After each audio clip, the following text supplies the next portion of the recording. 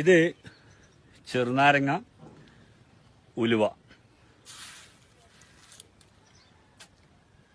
എന്നെ പലരും കാണുമ്പോൾ ചോദിക്കുന്ന ഒരു രോഗാവസ്ഥ. ഒരുപാട് ആൾക്കാർ ചോദിക്കാറുണ്ട്, ഉസ്താദ ഈ തൈറോയിഡ് എന്ന് പറയുന്ന രോഗാവസ്ഥ ക്ഷമിക്കാൻ എന്താണ് മാർഗമെന്ന്. തൈറോയിഡിനെ പൂർണ്ണമായിട്ടും ഇല്ലായ്മ ചെയ്യാനുള്ള ഒരു പ്രയോഗമാണ് പറയുന്നത്.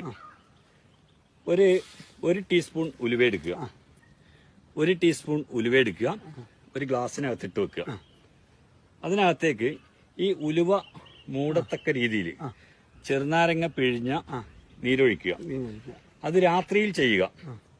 പിറ്റേ ദിവസം രാവിലെ അതേ നീരിൽ തന്നെ ആ ചെറുനാരങ്ങയുടെ നീരിൽ ആ ഉലുവ ഞെരടി പിഴിയുക. നന്നായിട്ട് ആ നീരിനകത്ത് ചേർക്കുക. അതിനുശേഷം ഒരു ഗ്ലാസ് ഇളം ചൂടുവെള്ളം ഒഴിക്കുക. ഇതിനകത്തേക്ക് അരിച്ചെടുക്കുക. രാവിലെ വെറും വയറ്റിൽ കഴിക്കുക. തുടർച്ചയായി 48 ദിവസം.